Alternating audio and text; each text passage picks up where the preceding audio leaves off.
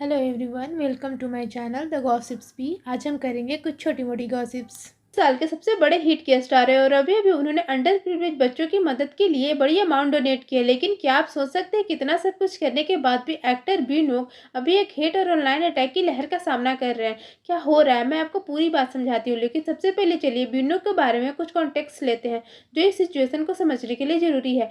बीनोक का जन्म 31 अक्टूबर 1991 को सोल साउथ कोरिया में हुआ था। वो एक साउथ कोरियन एक्टर और मॉडल है जो धीरे धीरे एंटरटेनमेंट इंडस्ट्री में अपना नाम बनाते जा रहे हैं। लोग उन्हें उनके एक्टिंग टैलेंट के लिए जानते हैं, लेकिन कम लोग जानते हैं कि उनका करियर मॉडलिंग से शुरू हुआ था। उन्होंने अपनी जर्नी 2014 में रनवे से शुरू की। अपनी मैंडेटरी मिलिट्री सर्विस कंप्लीट करने के बाद ये एक अनयूजुअल डिसीजन था, क्योंकि ज़्यादातर कोरियन एक्टर और सिंगर अपनी मिलिट्री सर्विस को डिले करते हैं अपना करियर पर फोकस करने के लिए। लेकिन ओक के लिए उल्टा था। उन्होंने सर्विस कंप्लीट करते ही वाईजी की प्रेस एजेंसी के साथ साइन किया, जो नामजो यूंग और जैंकी योंग जैसे बड़े नामों को मैनेज करती है। ओक अपने स्ट्राइकिंग लुक और इम्प्रेसिव हाइट की वजह से जल्दी ही अलग नजर आए। उनका एक्टिंग करियर 2016 में शुरू हुआ, जब उन्होंने डियर माय फ्रेंड नाम की सीरीज में छोटा रोल किया।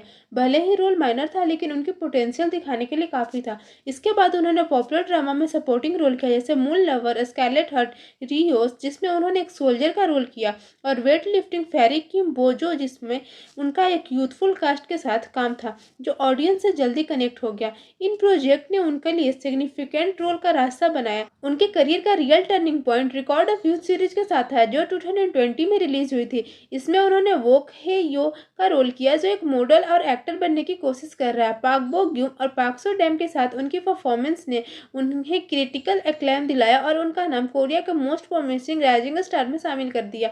2022 में उन्होंने Netflix film 20th century girl में भी साइन किया। अगर आपने फिल्म नहीं देखी तो जरूर देखनी चाहिए। बी वांडे एक इमोशनल स्टोरी है जो आपको रुला सकती है। अब 2024 में एक्टर ब्यूनोक ने एक और हिट सीरीज रनवे रनर में लीड किया। ये series web novel tomorrow best पर बेस है और रोमांस, फैंटेसी और टाइम ट्रेवल का एक इंटरेस्टिंग कॉम्बिनेशन है। कहानी स्मॉल के आसपास घूमती है, जो अपने फेवरेट सिंगर रियो सुनजे की सडन डेथ के बाद ग्रीफ में है।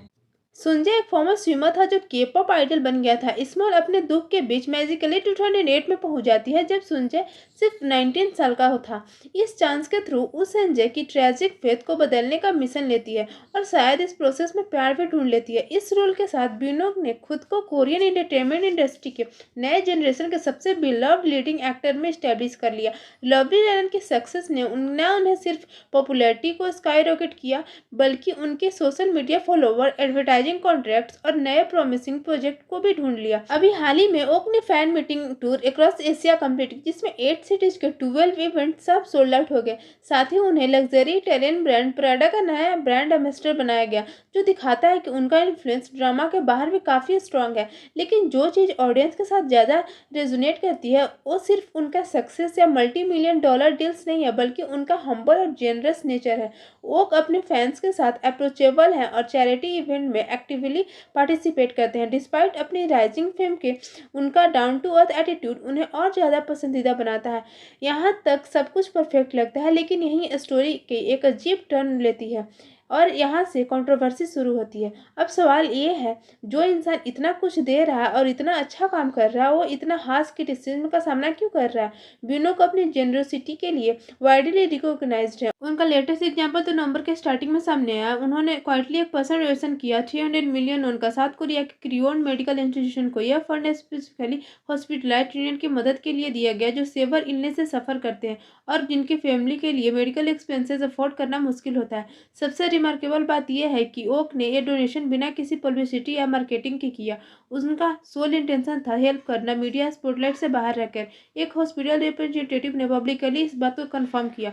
हॉस्पिटल के रिप्रेजेंटेटिव ने बीनो के कंट्रीब्यूशन के लिए अपना शुक्रिया अदा किया और कहा कि उनकी जेनरोसिटी की वजह से कई पेशेंट जरूरत का ट्रीटमेंट ले सकेंगे। उनके इस एक्शन ने सिर्फ उनके प्रोफेशनल सक्सेस को नहीं, बल्कि उनके सोशल रिस्पॉन्सिबिलिटी के प्रति भी कमिटमेंट को रिफ्रेम किया। रन के सक्सेस के बाद उन्होंने फैन का दिल जीत लिया। ब्यूनो को अपने चैरिटेबल काम से नहीं रोके। कई फैमिलीज के लिए उनकी डोनेशन एक नई उम्मीद बनकर आई है और पब्लिक के लिए एक और सबूत है कि ब्यूनो सिर्फ स्क्रीन पर ही नहीं, बल्कि रियल लाइफ में भी एक स्टार है। लेकिन हर किसी के लिए ब्यूनो के अलग अलग पॉजिटिव एक्शन और प्रोफेशनल सक्सेस के बावजूद उन्हें रिसेंट में ऑनलाइन क्रिटिसिज्म और मैलिशियस कमेंट का सामना करना पड़ा। इस ब्लैकलिस्ट की वजह से उनकी एजेंसी वारो एंटरटेनमेंट को डिफेमेटरी पोस्ट और र्यूमर्स के अगेंस्ट लीगल एक्शन लेना पड़ा। कंट्रोवर्सी की शुरुआत जुलाई 2024 में हुई, जब बीनो की सिक्योरिटी टीम को इंचियोन एयरपोर्ट पर फैंस और पैसेंजर के साथ एक्सेसिव मेजर लेने का इल्जाम लगा। रिपोर्ट्स के मुताबिक सिक्योरिटी गार्ड ने फैन और पैसेंजर को एक्टर की फिल्मिंग से रोकने के लिए फ्लैशलाइट यूज की और एलिजेडली बोर्डिंग गेट की 10 मिनट के लिए ब्लॉक कर दिया ताकि बीनो पहले बोर्ड कर सके। इन एक्विजिशन की वजह से एक बड़ा ऑनलाइन ब्लैकलिस्ट शुरू हो गया, जिसमें लोगों ने एक्टर पर एरोगेंट बिहेवियर और रॉयल्टी जैसे ट्रीटमेंट डिमांड करने का इल्जाम लगाया।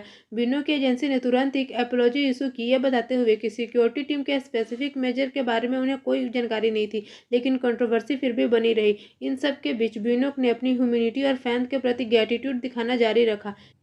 एक एयरपोर्ट वीडियो में उन्हें अपने रिप्रेजेंटेटिव को फैन को ब्लॉक करने से रोकते हुए देखा गया, इशारों में बताते हुए कि फैन के साथ इंटरेक्ट करने के लिए तैयार हैं। फिर भी मैलिशियस कमेंट ऑनलाइन स्प्रेड होते रहे। इस वजह से एजेंसी ने स्ट्रिक्ट लीगल एक्शन लेने का डिसीजन लिया। 15 नवंबर 2024 को वारो एंटरटेनमेंट ने अनाउंस किया कि उन्होंने डिफेमेटरी पोस्ट और कमेंट के अगेंस्ट क्रिमिनल कंप्लेंट फाइल की है। इसमें स्लैंडर, कैरेक्टर डिफेमेशन और सेक्सुअल हैरेसमेंट और फॉल्सहुड फैलाने वाले लोगों के अगेंस्ट एक्शन शामिल है।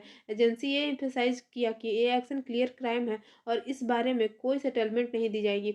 एजेंसी ने सेटलमेंट में कहा गया, हेलो दिस इज़ वरो एंटरटेनमेंट। हम उन सभी फैन का शुक्रिया अदा करते हैं जो एक्टर बीनू के प्रति अपना प्यार और इंटरेस्ट दिखाते हैं। हाल ही में हमने डिसाइड किया कि अपने एक्टर बीनू के राइट को प्रोटेक्ट करने के लिए हम मैलिशियस स्लैंडर और इंसल्ट को इग्नोर नहीं कर सकते। इस वजह से हमने लीगल एक्शन लिया है। अब देखना ये होगा कि ये कंट्रोवर्सी कैसे अनफोल्ड होती है और क्या फैंस और पब्लिक इस सिचुएशन को समझने की कोशिश करते हैं।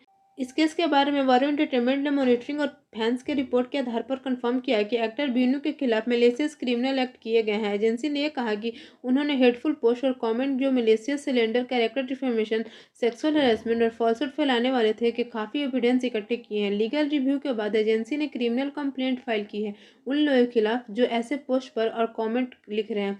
और एजेंसी ने अपने स्टेटमेंट में यह भी कहा कि मैलिशियस सिलेंडर और इंसल्ट या अनफाउंडेड फॉल्सहुड फैलाना एक क्लियर क्रिमिनल एक्ट है और इसके लिए लीगल एक्शन लेना जरूरी है। वारो एंटरटेनमेंट ने यह भी एम्फेसाइज किया कि वो इस तरह के क्रिमिनल एक्ट को देखकर बस खड़े नहीं रहेंगे और स्ट्रिक्ट लीगल मेजर बिना किसी सेटलमेंट के, ताकि अप्रोप्रिएट पनिशमेंट मिल सके। उन्होंने ये भी बताया कि वो अपने आर्टिस्ट के राइट और ऑनर को प्रोटेक्ट करने के लिए पूरी कोशिश करेंगे और फ्यूचर में भी मैलिशियस एक्ट के खिलाफ लीगल एक्शन लेते रहेंगे। इस सिचुएशन को देखते हुए सच में ये काफ़ी अजीब लगता है कि एक इतना जनरस एक्टर जो अपने अच्छे कामों को बिना पब्लिसिटी के कर रहा है, उससे इस लेवल का क्रिटिसिज्म मिल रहा है। आपको क्या लगता है, क्या ये फेयर है? Thanks for watching my videos, and for more such videos subscribe to my channel The Gossips Bee. Thank you.